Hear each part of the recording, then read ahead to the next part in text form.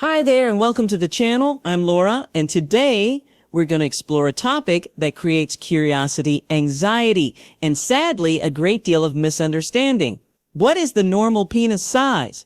And even more importantly, how can you accurately measure both length and girth? With the rise of male genital cosmetic procedures and endless online chatter, this question has become more common than ever in doctors' offices, forums, and even casual conversations among men. Before we dive deeper, let me reassure you with something that might surprise you. Around 95% of men who feel worried about the size of their penis are actually completely within the medically normal range. Yes, you heard that right. In most cases, what we're dealing with is not a physical problem, but a distorted body image shaped by unrealistic comparisons. Adult films, digital enhancements, camera angles, and selective casting all combine to give the impression that large size is standard, when in fact it's rare. This perception gap fuels unnecessary worry. What's interesting is that this concern is far more prevalent among men than women. Surveys show that while over half of men feel anxious or dissatisfied about their size, only about 5 to 10% of women consider it a very important factor when choosing or enjoying a partner. That means the majority of women simply don't prioritize it the way many men assume. So, take a deep breath and remember that much of what you may have believed about size is driven more by media than reality. My goal here is to educate, to clarify, and above all, to help you feel at ease with the facts. We'll discuss the science, the correct way to measure, the actual averages found in global studies, the procedures that exist for enhancement, their risks, and finally a historical perspective that might completely change the way you think about this subject. To begin, we need to understand measurement because without accuracy, the rest of the conversation doesn't make sense. Length and girth are the two primary dimensions. For length, doctors and researchers usually rely on the flaccid stretched length. This means gently pulling the penis while flaccid and measuring from the pubic bone to the tip. Why is this method used? Because it correlates closely with erect length and offers a consistent baseline unaffected by temporary factors like temperature or anxiety. The key is to press the ruler against the pubic bone, not just against the skin, because the fat pad at the base can conceal part of the shaft. Without this step, the number will be misleading. The same principle applies when measuring erect length.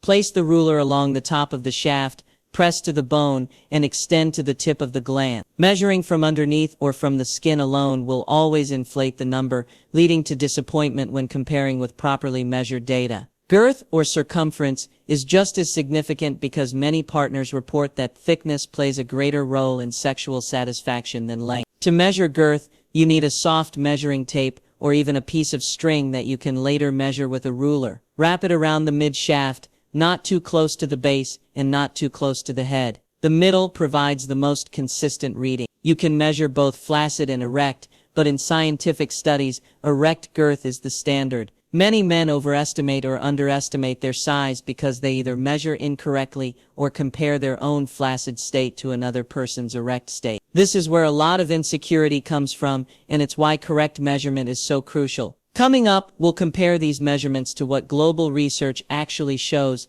and you may be surprised at just how normal most men really are. Now that you understand how to measure accurately, let's look at the actual science. One of the largest and most reliable studies ever conducted was a meta-analysis of nearly 15,000 men worldwide. The researchers combined results from many different studies to create dependable averages. So what did they find? The average erect length of the penis is around 13.2 centimeters, which is just over 5 inches. The range that covers about 90 to 95% of men is between 10 and 16 centimeters, or roughly 4 to 6.3 inches. That means if you fall anywhere in this window, you are completely within the normal spectrum. On the far ends, doctors use clinical definitions. A micropenis is defined as less than 7.5 centimeters erect or stretched, which is about 3 inches. A macropenis, extremely rare, is considered above 24 centimeters or more than 9.5 inches. These cases are statistical outliers and affect only a tiny fraction of the population.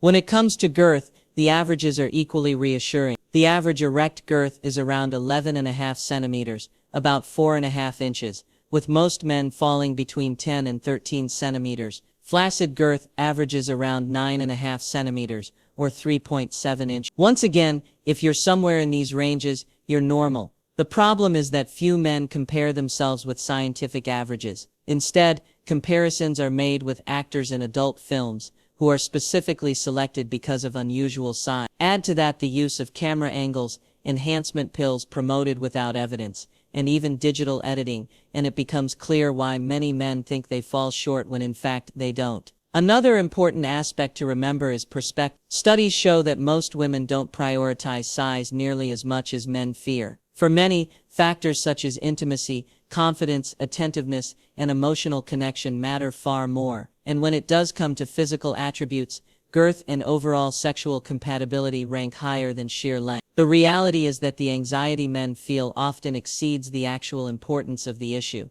This is why understanding the data and aligning expectations with reality can bring enormous relief. But of course, even knowing the numbers, many men still wonder if there's a way to improve performance, restore stamina, or boost confidence in the bedroom. If you've noticed changes in firmness, desire, or staying power, I want you to know it's not your fault. Natural aging, stress, and circulation changes all play a role. The good news is that there's a completely natural approach that has quietly been helping tens of thousands of men regain confidence. It involves a simple 7-second technique that you can perform at home, which supports what scientists are now calling the manhood molecule, a biological trigger for arousal, blood flow, and sexual stamina. It doesn't involve pills, injections, or risky gadgets. Over 63,000 men have already reported remarkable results. If you'd like to learn more, simply scan the QR code on the screen or check the pinned comment for the short presentation that explains everything in detail. But let's move on,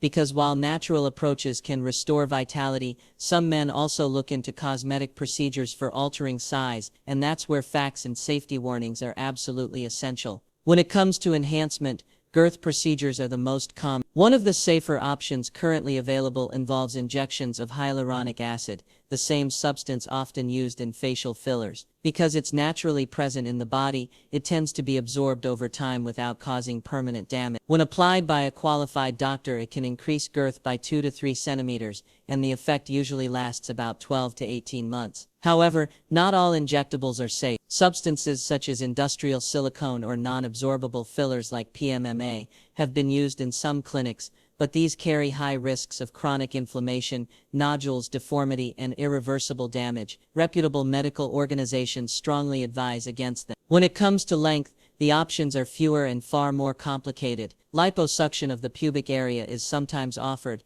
which doesn't actually lengthen the penis, but makes more of the shaft visible by reducing the fat pad. Another surgical approach is suspensory ligament release, where the ligament that tethers the penis to the pubic bone is cut. This can create an appearance of extra flaccid length, usually about 2 centimeters, but it does not change erect length and often leads to instability during intercourse. Complications, scar tissue, and dissatisfaction are common, which is why most international medical bodies do not endorse it. Penile implants, which you might also hear about, are not cosmetic at all, but medical devices used to treat erectile dysfunction in specific cases. That's why anyone considering enhancement must weigh the risks carefully and seek only credible medical advice rather than marketing claims. To wrap this all up, I want to take you on a little journey back in time. In ancient Greek culture, the ideal male body was not portrayed with oversized genitalia. In fact, small to average size was seen as a symbol of intelligence, discipline, and refinement,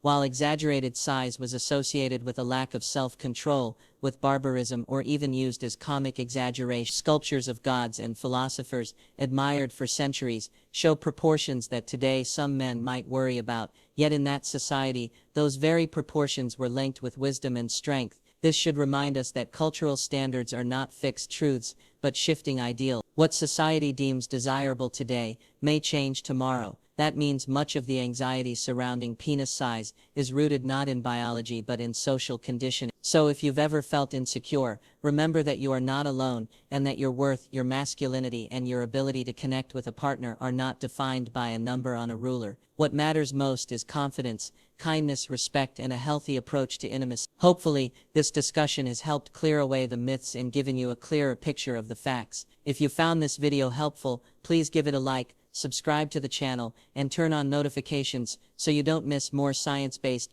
judgment-free conversations like this one. Thank you so much for spending this time with me. I'm Laura, and I'll see you in the next video.